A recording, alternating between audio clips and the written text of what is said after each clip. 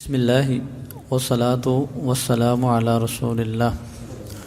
آج دن کو ہم ایک تعزیت کے لیے گئے، ایک بزرگ جو ہے ان کی وفات ہوئی اور بڑی طبیعت خوش ہوئی وہاں پہ جا کے، اس حوالے سے کہ ان کے جو آخری لمحات اور کچھ باتیں میرے علم میں آئیں۔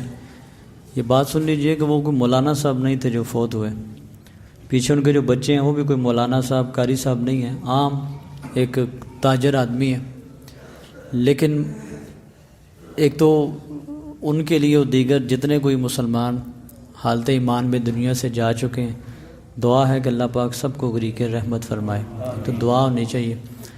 دوسرا یہ کہ ایک تاجر آدمی ہے، لیکن اچھی بات یہ ہے کہ خود ان کے چہرے پہ ماشاءاللہ سے داڑھی، بچے ہیں آگے وہ بھی داڑھیوں والے، خود بھی مطلب کاروبار کرنے والے، اللہ کا فضل، اپنے مکان دکان جو سلسلہ ہوتا ہے اللہ کا فضل ہر لحاظ سے، لیکن اس کے ساتھ ساتھ دینی فکر بڑی زیادہ، بچوں کو بھی مسجد کے ساتھ لگایا، آگے جو اللہ نے بچوں کے بچے ہیں وہ بھی چھوٹا بچہ ان کا انہوں نے حفظ پہ ڈال دیا اس کو، ماشاءاللہ سے وہ بھی حفظ کر رہا ہے، اور آخری وقت جو انہوں نے بتایا بڑی طبیعت اچھی ہوئی اس حوالے سے، کہتے ہیں کہ ابا جی کی عادت تھی اشراق پڑھنے کی، ابا جی کی عادت تھی تہجد پڑھنے کی، ابا جی باجماعت نماز پڑھا کرتے تھے، لیکن یہ جو آخری دن ان کا 2-3 دن سے طبیعت زیادہ خراب تھی، وہ بیٹا بتا رہا ہے کہ میں نے وضو کیا، میں نے تہجد پڑھی، چونکہ ان کی اٹھنے کی چلنے پھرنے کی سکت نہیں تھی، تو میں نے نماز کا سبق جو ہے نا ان کے سامنے سبحانک اللہ سے لے کے السلام علیکم ورحمۃ اللہ تک میں نماز کی ترتیب سے ان کے سامنے پڑھتا رہا۔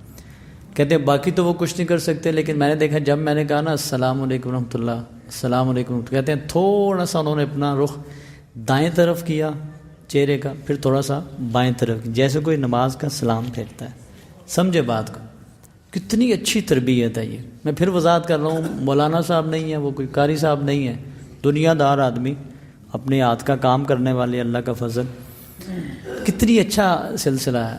کہتے ہیں پھر فجر کی نماز کا ٹائم ہوا اور پھر انہیں فجر کا بھی اسی طرح انہیں تیمم کروایا، اور اتنی سکت نہیں ہے ان کی کہ وہ اپنے ہاتھوں کو خود مل سکے، تیمم کروایا، پھر وہ چہرے پہ ملا ان کے، پھر نماز حاضر جیسے خود پڑھتے ہیں اس طرح میں نے پڑھ کے انہیں نماز پڑھائی ان کو، اور پھر کچھ ٹائم کے بعد جو ہے محسوس ہوا کہ ہم نے ان کے سامنے، ایک بیٹا کہتا ہے میں نے کلمہ پڑھنا شروع کر دیا اور وہ اپنی زبان سے کلمے کو دہراتے دہراتے اس دنیا فانی سے رخصت ہو گئے۔ کتنی خوبصورت موت ہے یہ۔ ہم کسی کے بارے میں کوئی فتویٰ نہیں دے سکتے کون کیا ہے، لیکن اللہ تعالیٰ سے اس کی رحمت سے اچھی امید ضرور کی جا سکتی ہے کہ یہ بہت اچھی موت ہے۔ یہ ہوتی کس طرح ہے؟ مولوی صاحب اگر بے فکرے ہوں تو کیا پتہ مولانا صاحب کے ساتھ بھی ایسا سلسلہ نہ ہو سکے، لیکن ایک دنیا دار آدمی اگر وہ فکر والا بندہ ہو، آج ابھی بیٹھے ہیں نا، ابھی باہر نکلیں، ہر دوسرا بندہ کو روٹی بتا رہا ہے اتنے کی ہو گئی ہے، دودھ اتنے کا ہو گیا ہے، پیٹرول اتنے کا ہو گیا ہے، پتہ نہیں کیا کیا، یعنی کہ اس وقت سب سے بڑا جو مسئلہ ہے ہمارا وہ یہی چل رہا ہے، مہنگائی کا دورہ پڑا ہوا ہے سب کو۔ میں یہ نہیں کہ کوئی حمایت کی بات کر رہا ہوں، مجھے بھی شاید اسی طرح تنگی، آپ کو بھی ایسے مسائل کا سامنا ہے، لیکن گزارش ہے کہ کیا یہ بھی کبھی فکر ہوئی ہے؟ مہنگائی کے تو بھوکا تو کوئی بھی نہیں سوئے گا، کھا کے ہی سوئیں گے جتنے یہاں بیٹھے ہیں سب۔ دعا بھی ہے کہ اللہ پاک سب کے لیے آسانیاں پیدا کرے، لیکن مسئلہ یہ ہے کبھی یہ بھی فکر ہوئی ہے کہ میری فجر کی نماز، میرے بچوں کی فجر کی نماز کا مسئلہ کیسا ہے؟ کبھی یہ بھی پریشانی ہوئی ہے کہ میں کل چارپائی پہ پڑ گیا، انسان ہے ایک مشین ہے، چل رہی ہے، ادھر اللہ پاک نے ہاتھ ڈور کھینچی تو بندہ گیا، سفر پہ چلا گیا، میں گر گیا جب، تو اس وقت کیا ہوگا؟ ایسا تو یہ کہ جائے متھے سے اترے جناب ہمارے سر سے مصیبت اترے، یا کوئی ایسی اچھی تربیت ہوگی؟ سمجھیں اس بات کو۔ کل جمعۃ المبارک کا دن ہے، یہاں جتنے دوست بیٹھے ہیں میں ان سب سے میرا سوال ہے، کیا کتنے ایسے بندے ہیں جو جمعۃ المبارک کے دن کو پورے اہتمام کے ساتھ گزارتے ہیں؟ ابھی مغرب کی اذان ہوئی ہے، ان کے دل میں آیا چلیں الحمدللہ جمعہ شروع ہو گیا، میں درود شریف پڑھنا شروع کر دوں، میں جناب سورہ کہف میں نے پڑھنی ہے انشاءاللہ ہر صورت میں، کل میں نے جناب انشاءاللہ خطبہ جمعہ سے پہلے مسجد جانا ہے، خطبے سے پہلے میں نے مسجد جانا ہے۔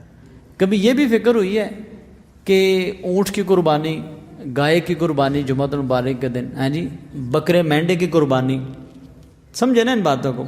اتنا ثواب کہ جتنا کوئی مرغا جو ہے وہ اس کا صدقہ کر دے، اتنا ثواب جتنا کوئی انڈے کا صدقہ کر دے۔ یہ انڈے والا صدقہ بھی اب انڈا کتنے کا؟ 15-20 روپے کا، 25 روپے کا انڈا ہوتا ہے. اتنا صدقے کا ثواب کس کو ملے گا آخر میں؟ جو مولوی صاحب کے خطبہ شروع کرنے سے پہلے مسجد میں آئے گا. ٹھیک ہے جی.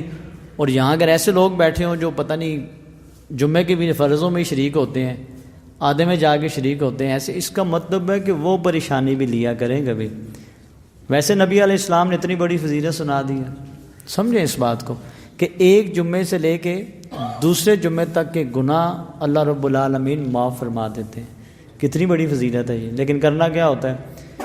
صبح اٹھنا، ہاں جی، بطور خاص جمعۃ المبارک کے دن فجر کی نماز کی تاکید کی گئی، باجماعت نماز پڑھنا، اچھے کپڑے پہننا تو ہونا چاہیے نا. جمعۃ المبارک اچھے کپڑوں میں سب سے اچھے کپڑے پہننا، نہانا، غسل کرنا جناب، خوشبو لگانا، مسواک کا استعمال کرنا، ہاں جی، اور پیدل چل کے مسجد آنا. یہ تمام کی باتیں ہیں ساری.